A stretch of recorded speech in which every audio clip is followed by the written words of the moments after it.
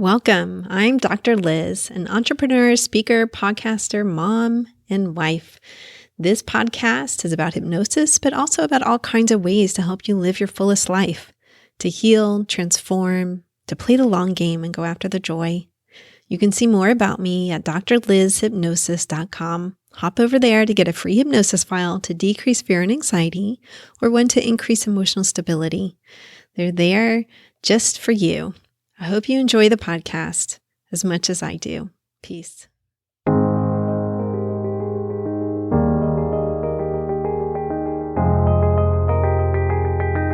Hi everyone, Dr. Liz here. In honor of Pride Month in the US, which is in June, I'm interviewing John Sovec. He is a teen specialist, and in particular, a queer teen specialist, and he is the author of Out, A Parent's Guide to Supporting Your LGBTQIA Plus Kid Through Coming Out and Beyond.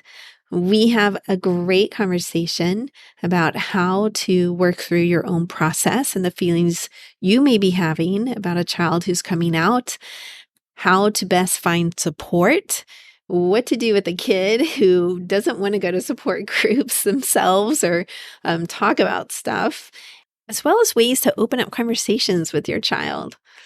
So I hope that you find this interview informative and helpful and supportive. I am a very open-minded parent, and I learned stuff during this interview. So I hope that you have the same experience. So let's jump into it.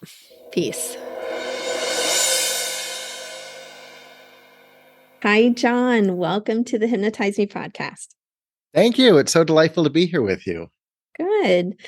So, John, why don't you tell the audience a little bit about yourself to get us started here? So I'm a therapist here in Pasadena, California, and I specialize in working with LGBTQ adolescents and their families during the coming out process. It's been a passion of mine for quite a long time. I'm an openly queer man, and I bring that into my therapy practices. And then, of course, I recently released a book, and I'm really excited about it. And the book is called Out, A Parent's Guide to Supporting Your LGBTQIA Plus Kid Through Coming Out and Beyond. And yes, I know it's a mouthful. It is. But when I was at the publishers, we started with just Out.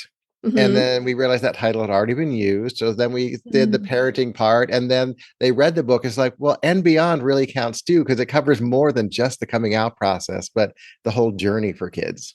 It does. Yes, I actually appreciated that part of the book because it is more and more in the public eye, that beyond the transitioning, trans, asexual, pansexual, all kinds of identifications are now, I think, more and more in the public eye. And certainly we're recording this in, what are we in, May of 2023. And legislation is being passed, unfortunately, all kinds of stuff. Legislation, unfortunately, meaning not in support of trans youth, in my opinion, being able to really do what they want to do. So, yeah, I really appreciated that you covered that part in the book. Yeah. Yes. And, it is unfortunate right now in May, just 5 months into the year, we have over 460 anti-LGBTQ bills going through legislations all over the U.S. right now. Is it that many? It is. And over 200 of them directly target trans kids and their wellness and their well-being. And so it's a really challenging time for our community. But as an adult, I can process it. I can speak out. I can join you and be an activist, an advocate, and an educator in this and get my voice out there. But for a lot of LGBTQ kids, remember, they're on social media. They see and hear everything. Yeah. They're hearing these vitriolic words saying that their ability to just be who they are is wrong. And it's a really intense time for LGBTQ kids right now. So are you seeing a contrast between what they're hearing on social media and a contrast between that and then what's going on in their homes? The reason I ask that is because my children experience social media sometimes as very supportive. I have one child who identifies as gay, another child who identifies as bi. So they're getting all kinds of support on social media for that. But I imagine that if you're not in those channels, you're not following those types of people, then you are getting some kind of pushback. Is that correct? Yeah, and even in the process of receiving that supportive information, oftentimes it's in response to, hey, this bill just passed in this place. If you need help, here's what you could do. Hey, remember, you're still an amazing person. But these kids, your kids, are still hearing all of this hate speech and this fear mongering that's simply talking about the essence of who they are as a human being on this earth. And they just want to be kids. They just want to go through Yeah. the process of coming out. They just want to date and they want to have fun and they want to go to dances and concerts and play with their friends. And all of this energy is in the air right now. Got it. Got it. I did not relate to your book a whole lot. I'm going to say that up here. In that, myself, I've always been supportive of my kids being whoever they are. And even when they were really little, as parents, you say stuff like, oh, maybe you'll get married someday or something like that. I was always very careful to say, to not gender that, to not say, oh, maybe you'll marry a boy someday. Or, it was like, oh, maybe you'll get married someday, a boy or a girl. Trans wasn't really, let's say, in the popular vernacular back then, but definitely it was more inclusive. And so I had a hard time relating to you talking to the parent who's really struggling with this. Mhm. So can you talk to me some about that? Like, who is this book for? And how does it help them? So I actually think it's for all parents and professionals who are interacting and working with LGBTQ kids. And even for parents who are incredibly supportive as you are, it's a place to come. And the way I describe it is at 2 a.m. you wake up and you have an anxiety about something your kid might be going through as they're coming out.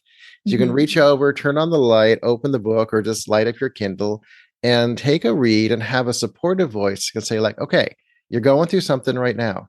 It's okay. And here's a way maybe you could take some step to support your kid a little bit more effectively. Kids have an amazing journey during this process. And a lot of people think, oh, their kid came out to me, hooray. And then they move on. But an interesting thing to think about is that any LGBTQ kid, when they look up at their parents, they don't see their minority status usually represented in the parents. True. So, as a queer kid, I look up and see two cisgender heterosexual parents. And so I think this is a book that helps bridge that space, even if you're a supportive parent, to be the most affirming, and supportive parent that you can be. Got it. Got it. Okay. And it was almost shocking to me. It's always shocking when the stories around parents who aren't so supportive, who really struggle with it. And that's something I've actually always struggled with is a parent who's not supportive, who thinks there's something quote unquote wrong with their child. Can you help me understand that perspective, perhaps? Well, most parents who are having challenges with their kids coming out and being who they truly are have not done their own work and looked inside and understand their thoughts and journeys about sexual orientation and gender identity. They're often living with beliefs and systems that were handed to them by their parents, by their community, by their religion. And they've never really sat down and thought about, well, what does this mean in the world? And that's why I did this thing at the end of each chapter. I don't know if you remember, but I put these what I called questions for contemplation. Hmm. And they were put in place so that after reading a chapter where most parents say, like, oh, that gives me information about my kid, these questions ask you as a parent, as a professional, to look inside and reflect on your values and how you grew up and what you were raised with. A simple question when we're talking about sexual orientation is, what are the beliefs that you were told about sexual orientation when you grew up? And for people to pause at the end of these chapters and look inside themselves so they can then grow and be even more supportive for their kids. Okay, got it. Got it. So it's really coming from, and I have the book right here, like pen Yes, you book do. beside me. I do. And for the listeners there, I'm like holding it up on video. Let me give an example of one of those questions. Let's see. What are your biggest fears when it comes to being able to support your LGBTQIA plus child, and what, who, and where are potential sources of support for you during this coming out process. So I live in South Florida, which has all these support resources. I mean, I think it's the second or third largest gay community, queer community in the US, behind like San Francisco, New York. So we have tons of support resources here. I'm thinking of a parent who's not in such a major city, and how do they find support resources? Well, it is really fascinating. When I do, interviews such as this, I often will get people reaching out to me and asking for assistance, telling their story, looking for support. And some places to start with are to really look in your local community, see if there is an LGBTQ center.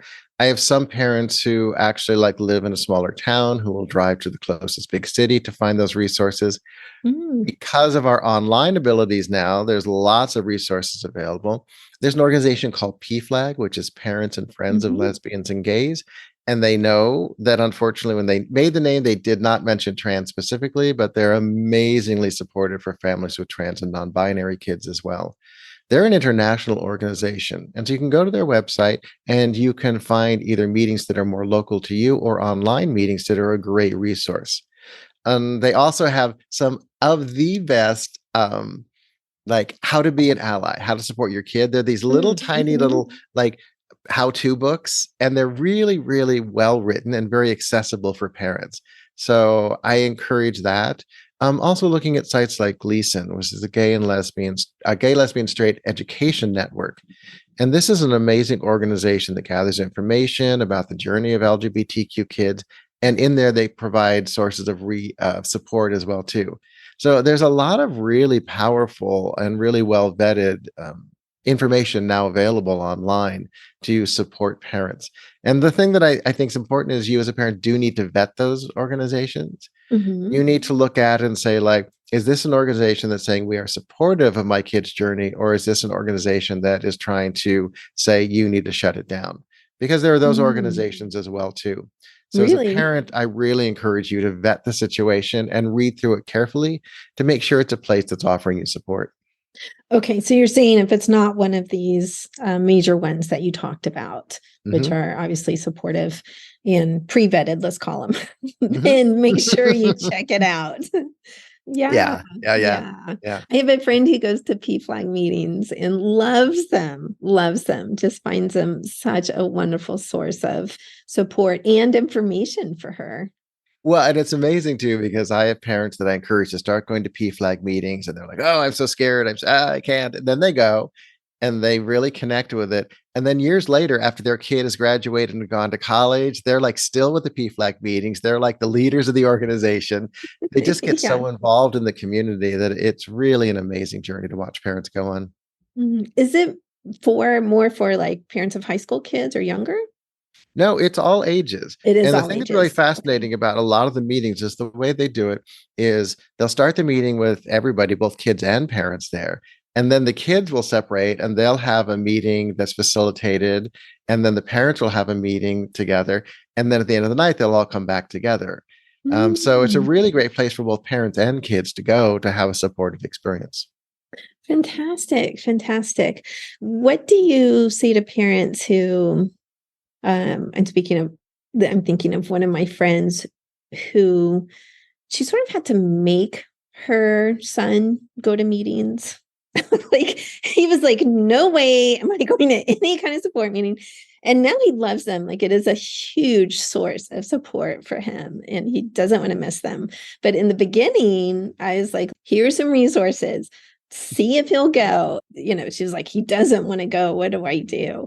What advice would you give those parents who they're on board for getting support for them and their kids, but they're this is a teenager in this case. This teenager was like, no way. What do you suggest? So do the opposite. Say, no, you can't go to this meeting with us. No, I'm just joking. Yeah, this is just You for know how us. teenagers are. No, you cannot come with us tonight. They're like, I'm going. Now, the Yeah. thing that I suggest is there's some layers that are playing out here. First of all, as a parent, it's important for you to make sure you have your own sources of support. So if a meeting's there, it is okay for you just to go and for your kid to stay at home. But what I encourage you to do is then from those meetings and say, hey, it was a really cool meeting last night. We talked about blah, blah, blah, blah, blah. What's your thoughts about it? And you might get that shutdown, but Mm-hmm. keep doing that. And eventually you'll awaken a little bit of curiosity in your kid. And then they may want to come and join you. You can also talk about there being other kids there. That's always another way to like kind of to grease the wheel to get them to join you. But remember, you cannot force your kids to do anything. As a therapist, I only work with kids who want to and are willing to be there. Mm-hmm. I don't work with the kind that are dragged in there by the ear by their parents. Some Yeah. therapists do. That's not my choice. And Mm-hmm. so making it interesting and enticing and letting them have some time to transition into it as well too. Because remember, them going to that meeting is another layer of them coming out publicly by saying, I am willing to go to this meeting and talk about my queerness openly. Yes, got it. Love that. I found too that podcasts in the car on the way to school or home or when we're just running errands has opened up a lot of conversation. So my daughter and I are big fans of the gender reveal Mhm. podcast. Love that one. And the host has all kinds of guests on. And so we get into all kinds of conversations just from those podcast topics. Some of it is me questioning, like, I don't understand what they mean by that. And she'll explain it to me, or sometimes it's conversations around what they're talking about. Yeah, it's been really helpful. So I like that approach. Like you go Well, as and a I think parent, you and go I think ahead. what you're talking about too opens up a bridge for communication to happen. So, in other words, the fact that, hey, I've been listening to this podcast, or they get in the car and I'm listening to this podcast, let's just keep it playing, is another way to let your kid know that you are supportive of their journey, that you are getting yourself educated, that you want to be an asset for their growth as an LGBTQIA plus kid. Because oftentimes in families, what'll happen is it's what I call, a one and done approach, where a kid will come out and they'll be like, "Oh, you're amazing, yay!" And then nobody in the family ever talks about it again. And Mm, coming out is a lifelong process. It's a continuous growth and developmental piece. I mean, if you think about it, me coming here and chatting with you today and telling the world I'm an openly queer therapist is me coming out to another group of people. hmm. And so I think it's so important to remember that this type of support is ongoing, to create energy that keeps the conversation open and available to both the parents and the kids. I love it. I love it. Yes, to think of it more as like an ongoing process versus a one-time thing that happened, an event. It's not Mhm. really an event. Ask your It's kids. yeah. Um, I'm sorry, it just brings up a memory of one time. I think it was the end of the year last year, the school year, and I brought my daughter home just like these multicolored rainbow flower bouquet. And she said, "Oh, is this Pride Month, Mom?" And it was really for like, oh, the end of 10th grade, like school is finished. I was like, yes. You're like, I'm proud of you every day. Yeah, yeah, right. Absolutely. It's for Pride Month. But yes, it's like a series of events, let's say, that happen and how to be supportive along the way. So, what is your biggest piece of advice for parents who are struggling with what their child is sharing with them? So, one of the first things that I think all parents need to look at is their own feelings, their own thoughts, their own emotions about this process. I describe in the book, in fact, I give a whole chapter to it, of the possibility of parents going through what we call a grieving process. And Mhm. people hear that and they get a little reactive sometimes, but let me share what that means. So, when your kids are born, you get them in your arms, you look into their little eyes, and you project forward an entire lifetime for them.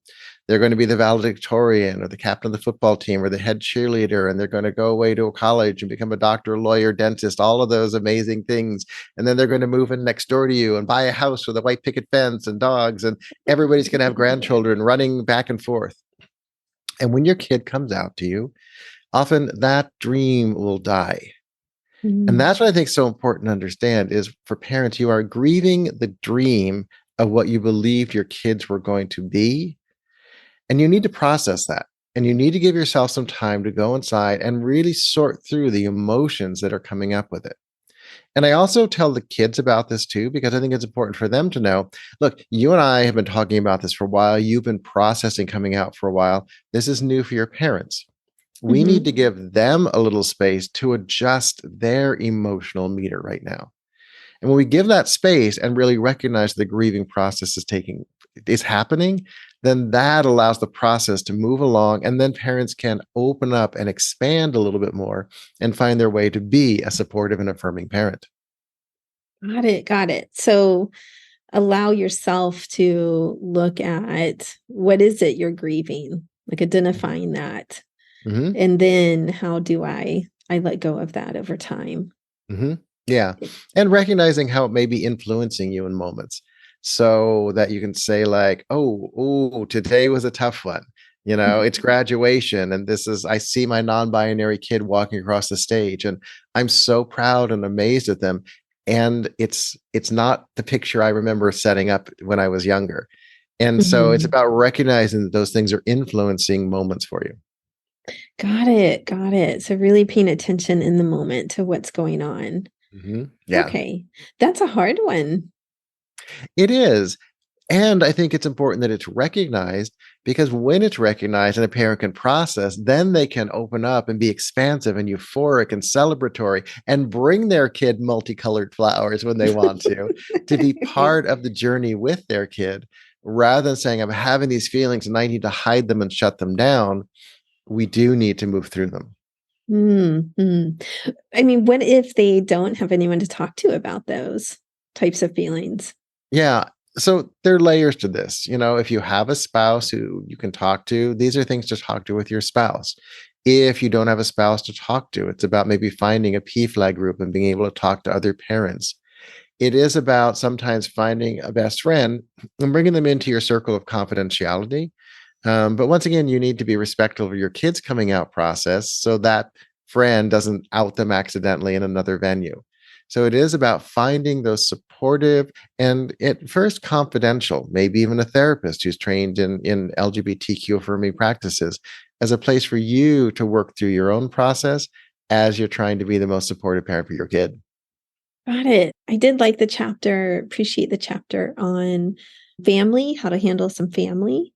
And yeah, I mean, because it's Well, because hard, right? yeah, Yeah. it's not just coming out for you. It's like they dropping a pebble in the middle of the pond, and it's them to you, you to them, then bigger family, other siblings, spouses, then grandparents and aunts and uncles and community.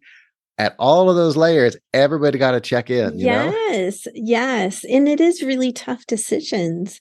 Sometimes people do make the decision to not tell grandma because she's 82 and just won't understand. They decide they decide for her sometimes. And I mean, Mhm. not that they don't know who their grandma is, but it is really tough decisions and trying to navigate that. And I really appreciated the examples you gave too of how do you navigate that? How do you address it with a family member who's not very supportive or who's making ugly comments?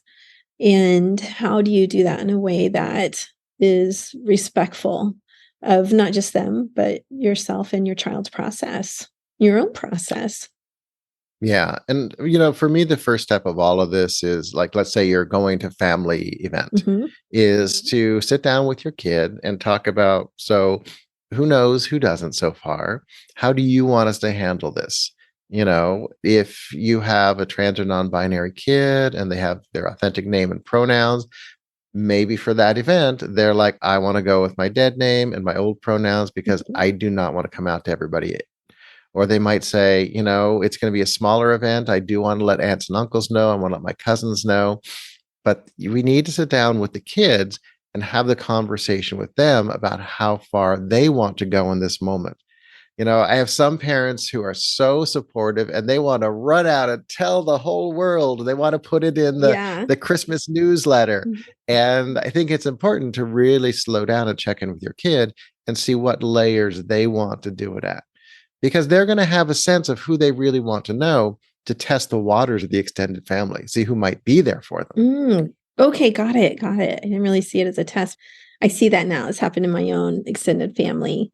Last year or the year before, I think it was the year before. It ended up being really significant because I made a stocking with the authentic child's name on it. And it was the first time that she had had her name in print, like on something so significant, you know, and so it was like very moving for her. But yeah, it was this big decision about who's going to know and who knows what and, and who does this. And for those of you who don't know, a dead name is a name that a child was given at birth, typically by their parents, and then decide not to use because it doesn't fit them really. And their authentic name is the one that they choose for themselves. So just so that you're more familiar with that term in case you're not. And it's funny too, because when this conversation comes up about trans non-binary kids, I always think it's fascinating because in a lot of cultures and civilizations is you're given a name when you're born that everyone in the community uses. And then like at 16, 17, 18, when you're seen as becoming an adult, you would choose what was more authentic for you. Really? And I'm kind of thinking we need to bring that back Yeah. because my parents were very uncreative. My full name is John Edward Thomas Sovec. Uh-huh. It's like not one creative vowel in that entire section. And I think it would have been really fun as I started to learn who I was to be like, no, this is actually my name, Yeah. and to be able to bring that to ourselves. So I think if parents can look at that with their trans non-binary kids as a celebration of their kid coming into their authentic identity, it can steal away a little bit of that. But we named you after, or we read, 10,000 Yeah. names and chose this one for you. Because it's a really challenging moment for a lot of parents when their kid reveals what their real name is. It is. How did the term dead name come about? So it's this journey of change in a person. It's about releasing the old person that they were assigned within their life and becoming the authentic person they are now. Okay. And if we look at death, oftentimes we think of death as like the body expiring. Mhm. And if you bring it into a bigger piece of explanation, death is actually often changes in our life, big moments where we step from who we were to who we are. Right. And so it could be something that we've all gone through, whether it's been like a new career that we've come into, whether it's Mhm. about a divorce or a marriage or a family event where changes happened. If we look at it, we have all died in various moments during our life. Mhm. And so this process for trans and non-binary people is an ability to say goodbye, to release that old version that was assigned to them by society, by parents, by community, and to step in and transition into who they are. Okay, got it. Got it. Okay, that makes a lot more sense to me. While you were talking, I was thinking about our brief conversation before we started the recording that you're a current yoga teacher and I'm an ex-yoga teacher. I taught yoga for about 20 years.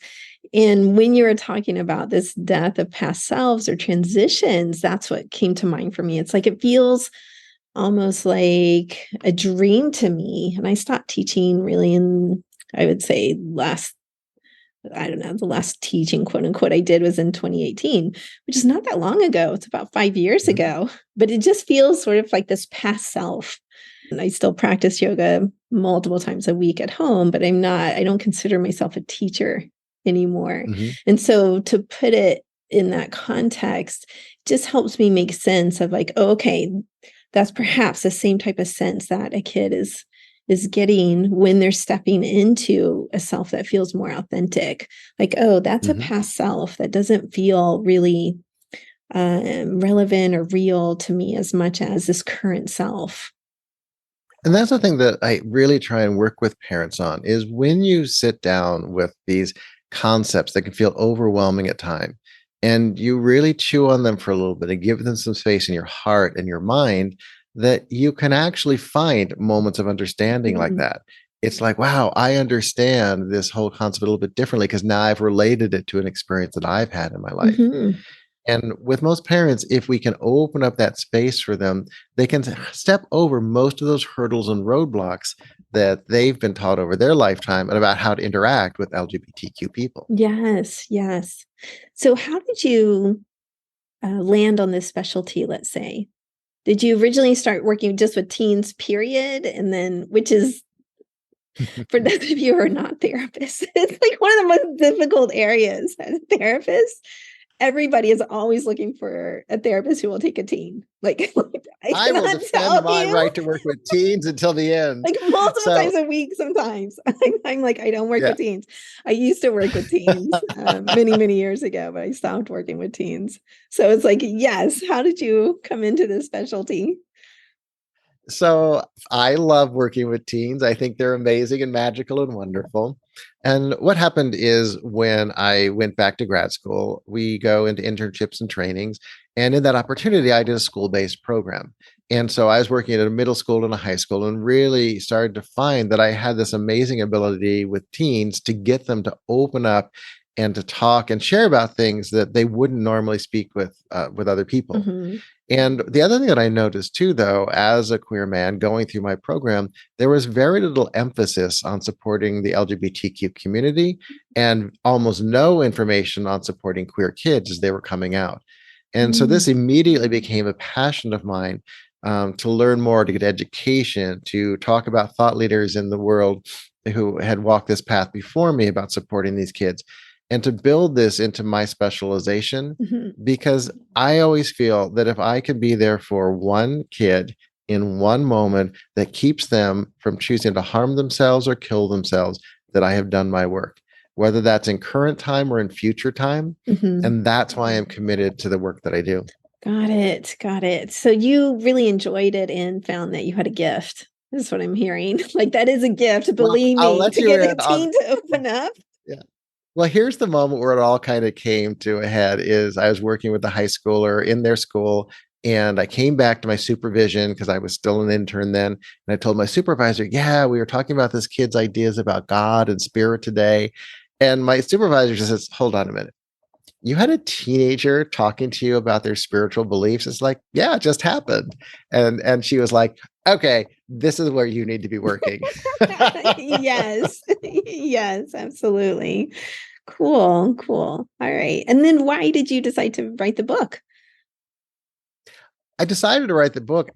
Actually, I don't even know if I decided, to tell you the truth. It Yeah. kind of just, it was like, you need to write this book, Uh-huh. because this is really an accumulation of all of the years of work, that I brought, in the therapy room, about the education. I travel the world and speak about supporting this community. And it just seemed like all the things collided. My publisher reached out to me directly, actually, Mm, we talked about this project, and it was like, okay, let's answer the call and let's do this. yeah. And it was a really, really beautiful journey for me as well, to really look at the process of bringing all of this training and information that I've had over the years and honing it down to try and create this really concise, really supportive book for parents. Got it. Got it. Fantastic. It's always nice to be asked to do something that's right up your specialty area. Yeah. Like, I can do that. Okay. Yes. It was stepping into the writer self. Yeah. Well, and the thing is too, is I've done a lot of writing previously, a lot of it for, magazines and popular media and stuff like that. So it was just about taking that information now and really opening it and carving it and making sure that it had a voice that parents could sit down with and say, like, "Whew, I can take this in right now." Good, good. Yeah, I did feel like that is a really a point that comes across in the book, that it's very readable. I will say you can pick it up, I think, at 2 a.m. and flip to a chapter and be like, okay, I need the advice here, or let me do just one of these questions at the end of a chapter and just see Mhm. what it means to me, or how can I be more supportive? You have good resources in it as well. Yeah. Yeah, and then you can always do what I have a client of mine did that was hilarious, is they were reading the book and then they hit something in it and they put it on their spouse's nightstand. Oh, there is. I think it's more rare than common to find two parents who completely agree about how to support their child. And so it is an important point of like putting it in the bathroom. That's what we always say as couples therapists, like put it in the bathroom for your spouse, your partner. right? Or what are you doing in there? Reading chapter 7. yeah, exactly. Or their nightstand is a good option there. About sticking it on top of the TV remotes. I don't know. So, Well, and that is something to understand in this process, though, is each parent is going to be going through their own thing. yes. You as partners may be very well connected, but then this thing happens in your life. Your kid comes out to you. It is a big event. Hmm. And all of your preconceived notions are going to be challenged. And so things that you may have heard of as a kid are different than the ones your partner has heard as a kid. Hmm. And here you are now trying to bring all of that together. And so it's a process of parents also finding a way to be on the same page about this. Yes. And I will say too, sometimes a group that doesn't get as much attention as siblings. So siblings sometimes Mhm. struggle. And I encourage this as an opportunity for everybody in the family to really talk about sexual orientation and gender identity. Mhm. In the work that I do, yes, I work with a lot of queer teens and their families. I work with straight people too. And Yeah. Good for it's kind you, of John. fun. Thank you. I'm expanding. Yeah. Is that I have, because of the work I do, and I'm a sex educator and very sex positive, is I'm very open with just asking a general question to kids of all different representations. Mhm. And so a moment I had is there was a kid who sat down, football teamish kind of person, all of that energy. And we were chatting, and then they were talking about dating one time, and it's like, it's just not going well. And I was like, so are we just talking girls, boys, a little bit of both? What are we talking about here? And because I'm so just present with it and Mhm. comfortable with it, this kid who is representative of very heteronormative style said, well, I mean, I've thought about boys, but they're not really my thing. Mhm. But we could open that up because I had this comfort with it. Mhm. And that's the thing as parents is you need to have your own comfort with these questions and curiosities that are coming up when your kid's coming out Mhm. so that you can then be supportive of them. But then you can open it up to the whole family and you can talk about with the siblings, like, how are you doing with your sibling coming out? Mhm. How's your experience? What are your thoughts about sexual orientation and gender identity? Mhm. That this could actually become a catalyst rather than something becomes exclusionary because we're focusing only on our LGBTQIA plus kid. Got it. Open up the conversation, make space for your other kids to also talk about their journey and even their journey as being the sibling of an out kid. Got it. Got it. Because there are things that are going to affect them at school as well, too. Yes. Yes, absolutely. Particularly if they're closer in age and they're in the same school. Yes, it does have some effects on them as well. Yeah, and especially if we're looking at smaller towns, Mhm. in smaller town communities, it's a very intense journey. One of the things we talk about in living in a big city is there's all kinds of wonderful, exciting things. But the other thing that's here as well too is lots of resources and lots of protection Mhm. for LGBTQI people. If you are a kid coming out in a town that has a population of 1,200, you may be the only kid who's open about their sexual orientation or gender identity in your school environment. Yeah. And that puts a lot of pressure on these kids. Yes. It might put pressure on the family, realizing we are in a town that is not supportive. I'm getting looks when I go to the grocery store. Mhm. And to be aware of these different facets of how this journey of coming out is going to be for parents in different communities. Yeah, I really love that. I do live in such a huge city that I sometimes forget the small town experience, which can be very confining and prejudicial and even um, awful things can even happen, violence and that type of thing against a youth that's coming out or is out. And unfortunately, whether it's a small town or a big city, we are finding that the numbers are rising with anti-LGBTQ statements. Kids are getting more verbally harassed, physically bullied. Mm. And the thing that's I would want any parent or professional who's listening to understand is we're also seeing suicide rates rising dramatically Mhm. in LGBTQIA plus kids. And if you can move through your own stuff and be there to support one kid, to check in with them at that moment just before they're thinking this might be it, you are going to make a huge difference in the world. And I think it's so important for us to be there for LGBTQ kids right now. So many of them are seeing killing themselves as the only option to escape the pain that they're feeling in the world they're living in currently. Yes, I do see that, and I do stay up on some of those statistics, and it is disheartening. It's super sad, super, super sad. So I think it's a good point if you can just be one adult who checks on a child that you know that's going through this, or is supportive of a child that you know that's going through this, then you're doing some good work in the world. And that's a thing that we know.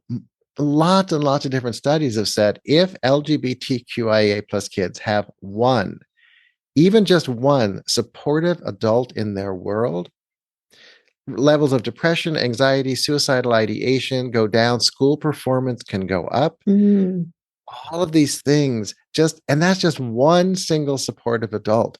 So what if the whole family can be supportive? What if the community can be supportive? yes, What if this moment of coming out can be a place where everybody gets to grow and create like a powerful team around these kids? Because they yes. need all of that love right now. Yes, they do. I mean, what is your I'm stealing a question from Gender Reveal from Doug Woodstock, the Shh, host. we won't tell them.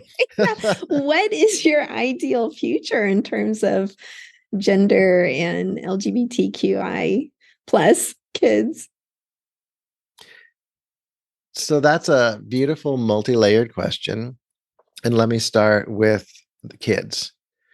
I would love it where any kid would feel that wherever they were, they would feel safe in their world by being authentically who they are with their sexual orientation, gender identity, any type of neurodiversity or neurodivergent world, that kids could walk out there and feel this support from all of the people around them. Because ultimately, what we most want to be as human beings is we want to be seen and we want to be loved. And Mhm. if we can create spaces for LGBTQ teens to experience that, we're not only affecting them, we're also influencing the straight and cisgender kids around them to be more supportive and loving as well. And in just a very few generations, we could create a world where being queer wasn't something to be laughed at, pointed out, or put as derogatory. It could be seen as something that was powerful and wonderful, and we could all embrace these questions of sexual orientation and gender identity. That's such a beautiful answer. Thank you. So I think that's a good place to end our interview here. Please tell people how to find you and how to find your book. So you can find me at www.johnsovec.com. That's JOHNSOVEC.com. And the book you can find at your local bookseller. You can also get it on Amazon, Barnes and Noble, all of those places online where you read, available both hardback and Kindle. I'm old school. I like having books to hold on to. Yeah. I think they're kind of juicy, and that way you can also really make it an interactive process. You can write in it, you can put notes in it, you can share it with your spouse and people like that. True. So yeah, those are places you can find me. Great. And the name of the book again is Out: A Parent's Guide to Supporting Your LGBTQIA plus Kid Through Coming Out and Beyond by John Sovec, LMFT. So thank you so much for being on the podcast. Thank you. It's been a joy talking with you today.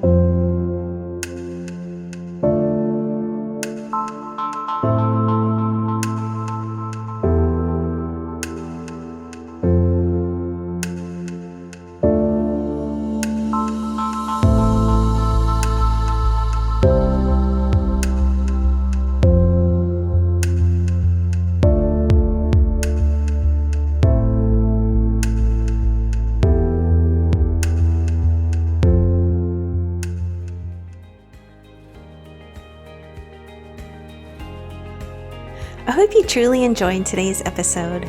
Remember that you can get free hypnosis downloads over at my website, drlizhypnosis.com, DRLIZ hypnosis.com. I work all over the world doing hypnosis. So if you're interested in working with me, please schedule a free consultation over at my website, and we'll see what your goals are and if I can be of service to you in helping you reach them. Finally, if you liked today's episode, please subscribe to the podcast or tell a friend. That way, more and more people learn about the power of hypnosis. All right, everyone, have a wonderful week. Peace. This podcast is not mental health treatment, nor should it replace mental health treatment. If you need therapy or hypnotherapy, please seek treatment from a trained professional.